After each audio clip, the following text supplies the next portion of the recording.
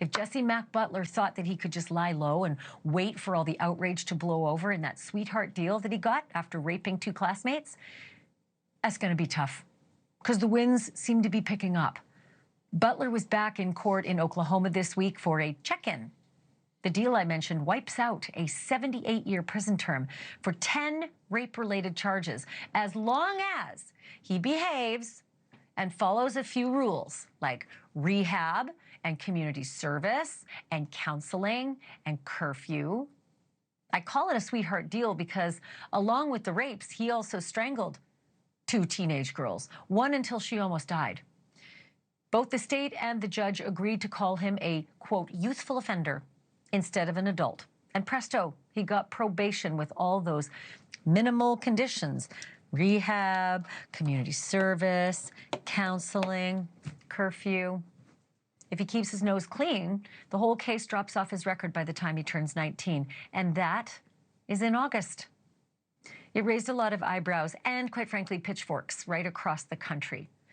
When Jesse arrived at the Stillwater courthouse on Monday, protesters were there waiting, lining the streets. And inside the courthouse, Guerrilla Publishing got this video. Jesse, why did you rape those girls, Jesse? Why did you rape those girls, Jesse?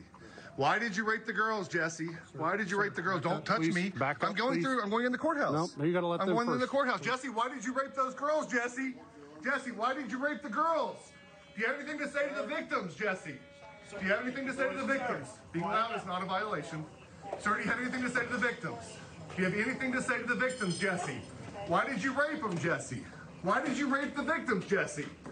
Why did you rape those girls? Why'd you strangle them, Jesse? That is what you call uncomfortable. And by my guess, the woman who was walking in behind Jesse sure did look a lot like his mom. He was at the courthouse to prove that he's complying with all those paltry terms of a no-prison deal. And the answer seems to be mostly. His handlers say that he has checked in by phone almost every day since October, although one day he forgot. Another day, he had a medical issue, they said. He says that he's deleted his social media, and that is another condition. But he supposedly couldn't find the type of counseling that he needs, so that's delayed. And he only just started his community service last week. Again, this deal was October, and now we're almost Christmas. No mention yet of repercussions for any of those oopsie-daisies. And Jesse's not the only one who may be facing repercussions. An attorney for one of his victims says that both girls' legal rights were violated at every turn in this deal that was struck. Allegedly, the girls weren't notified about hearings that they had a right to attend. And they say they were shut out of the plea negotiation process entirely. The lawyer says one victim was given less than 10 minutes notice before the plea deal was entered. Separately, an Oklahoma lawmaker who has blasted Jesse Butler's deal for months now has filed paperwork asking for a grand jury investigation into what he calls corruption in Payne County. And that lawmaker is going to join me in just a moment. But first, I want to welcome Justin Shepard, a digital journalist you may know well as Just in the Nick of Crime. He has been on this case from the beginning. Okay, Justin, the outrage meter is without question redlining. Do you think these protesters are actually going to have any effect, though? I do to some degree. I think, first of all, these victims, in my opinion, were denied justice by the system that was supposed to protect them. So the only accountability that Jesse Mack Butler is getting right now is through the court of public opinion. And I think that when you look at what's happening with the protests, he's not able to go anywhere. His name is everywhere. And he's not able to run from that no matter what the outcome of this is. And on top of that, the DA also put out a statement yesterday, the first time that somebody from the DA, a judge, anything like that, has made any type of a comment. And I feel like that statement was put out because of all the protests, because of all the fire that's behind, the anger that's behind what the punishment that Jesse got. Well, let's talk about that. Do you have a copy of it with you? If you do, read a little bit of it and let's talk about it and tell me your thoughts about what the DA actually said publicly. Yeah, let me get it pulled up. I can do that right now for you. Sorry. Yeah, because I was actually wondering at what point, right, at what point since October and all of the frustration that has been voiced by the public, at what point were they going to say something? Go ahead. So, well, let me go with the DA first. I think that you kind of wanted to know this part. So one of the things is a significant number of this is what she said, a significant number of more serious crimes provide the option of filing as a youthful offender. As a youthful offender, the accused has an opportunity for rehabilitation, but can be transitioned to adult status and adult punishment if those efforts fail. Much more limited number of crimes allow the state to file charges in the adult court from the beginning. So let me address that one first, because these were filed as adult charges in the court at the very beginning. And she's talking about more serious crimes. I don't know what's more serious than rape, strangulation, which is a key lethal indicator. And it feels like that's being downplayed. Another thing that she said, and this is the one that really kind of gets me, years of experience tells us that juries often struggle with convicting defendants based upon delayed reports of sexual assault between people in ongoing consensual dating relationships, and the trial process can be very traumatic for victims. So basically what she's trying to say here is that the victims are the reason, like we have the victims in mind. We're thinking about them. We don't want to put them through this trauma. But the thing here about that is that the victims wanted to stand up. If you've seen any of the victim impact statements, they're incredibly powerful. They wanted to use their voice, and they were denied that opportunity. Well, Justin, not only that, look, I get it. Sometimes with delays, it's years, it's memories, it's all sorts of details and evidence. This isn't years. This is all within a year. I mean, this is not the kind of delay that you and I are used to seeing in criminal justice. No. This wasn't much of a delay at all. And telling me that it's an ongoing relationship, that's what domestic violence is. It's violence within a relationship. So I don't even understand what that statement means. I do want to ask you this. What are the consequences of the garbage that I heard today about, well, I missed one because I forgot it, and another one I was sick, and then I haven't gotten around to finding the, the rehab that works for me. And, the other thing is, I think I just started my community service this week. Well, this deal was October. What are the consequences? These are, to my eyes, these are like violations. Yeah, I would agree with you, saying with what he's facing, and I'll tell you how I look at this, with what he's facing, 78 years, looking down the barrel of 78 years, this is a guy who, from my understanding, just started his community service on December 2nd. The program they wanted him in was like the clean program. They denied him entry. They didn't want him. So the family was able to pick out who was going to be the ones he did community service with. The family was the ones that was in charge of that. I think that's the first thing to note. The other thing is, you're facing 78 years and you forget to call in. Like I forgot. Yeah. If I'm spending the bulk of my life behind bars, I will be dotting every I, crossing every T. I would have been out there doing community service the first week. So to me, what I'm seeing and what we see in the youthful offender report, what we saw in the transcripts from the hearing the other day, is that this is a kid who's just he's expecting to just have this go away when he's 19. He's just got to dot his I's, cross his T's, and go out. And I don't think they're going to hold him accountable at all.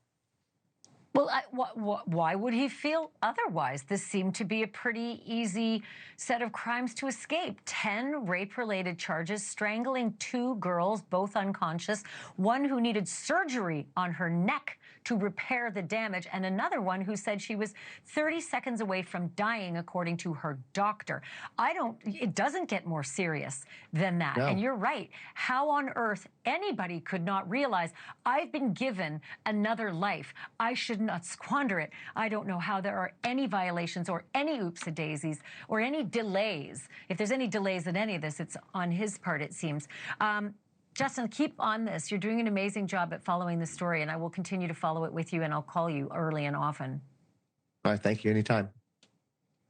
Justin Shepherd, Just in the Nick of Crime. Check out all of his social media, his podcast, his socials, all of them. He just does an amazing job. Okay, I now want to welcome J.J. Humphrey. He is the state representative who says Jesse Butler's plea deal stinks and is part of a wider problem. Welcome back to the program, Representative Humphrey. It's good to have you. Let's talk about this, the wider problem, because you're taking action. As I understand it, the whole reason that you have now petitioned for a grand jury is to find out what this wider problem is. Can you explain it in lay terms? Absolutely. We have a huge problem going on here in Payne County with this case, like Butler, many cases like that case, rape cases that are being covered up, child abuse cases that are being covered up. We have, cronyism, favoritism going on in the court system. And so that's what this grand jury hopes to get to the bottom of, to find out why these kind of cases have been allowed to go. So a lot of times people, especially nowadays in America, think, well, this is all political. It must be someone's in one party and someone's in another party. Does any of this have to do with politics, or does it really straddle the political spectrum? Oh, I absolutely think that it definitely has to do with politics. It has to do with the local politics in OSU and the college, as well as Stillwater, but then it brings in state politics as well, with a lot of prominent people, some of your top level government people. If you look at our grand jury petition, we have the entire Supreme Court justice. We have some of your top government officials, including the AG, on there, as well as most of your court system there in Payne County. Well, I always know that, especially with the Epstein story, people like to harness the word pedophile and jump all over it and blame the other party. So I just wondered if any of this has to do with Republican versus Democrat, or if this truly is just moms and dads who are in positions of power who say enough is enough. Hey, what this has got to do, the lady's blindfolded, the lady of justice blindfolded. We're not supposed to be looking at politics. It shouldn't matter gender, race, political preference. That shouldn't matter. What matters is in Payne County, it's easier to find Bigfoot than an honest judge in Payne County. And so, again, that's what this is about. It's about court corruption. It is about reprehensible actions like a rapist who raped 2 women, choked one within 30 seconds of being dead, that he's allowed to walk the streets while others report those types of crimes and they go to jail. This stuff is reprehensible, and we have to call it out. And again, these are many things happening. It's not one case. That's what's so astounding. That is what's so out of control here. Is it's not one case. If it was one case that dropped through the cracks, okay, Jesse Butler, it's case after case after case of this, and that's what you call a pattern. You call that a pattern, and that's what we're doing. Yeah, well, I've noticed that you entered this grand jury petition 4 p.m. yesterday. There are multiple issues with regard to other than just Jesse Butler's case. But since we're talking about Butler's case, what impact might this grand jury petition have on the Butler case, if any? Well, I think what this is going to do is you're going to see the people who were instrumental in allowing that to happen. And I don't think it's just one judge. I don't think it's just the district attorney. I think there's other judges involved in that. And what you're going to see is those people called to accountability. Why did they do this? What was their motive behind doing this? Was this misconduct? Was this abuse of court? And we possibly could get where they couldn't hold office. So I think this is really, really big. I think this could have a big impact. I think what the lawyer filed in Butler's case today for the victims could also have a huge impact. Well, I like hearing about people in power facing consequences and being held to account. But I also, I think, speak for a lot of people when they say, but might it do anything to the Butler case, or is it really just about the system itself? I don't think this grand jury is going to reverse what the Butler, it's hard to reverse the case once they've already pled it out. I think what that lawyer filed today saying, if I understand correctly, there's Marsh's law, there's some laws that were violated because the victims weren't brought in. The victims weren't given timely manner to show up and to protest or see what was done. So again, if that was done illegally or wrongfully, then they may be able to overturn that based on those things.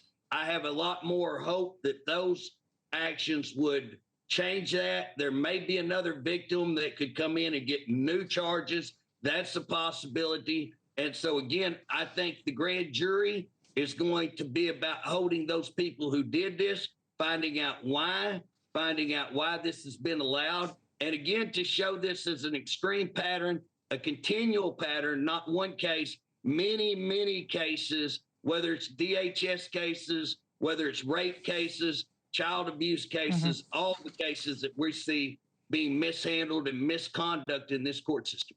Thank you for watching. Subscribe below and download our NewsNation app right now on your phone, and you will get fact-based, unbiased news for all Americans.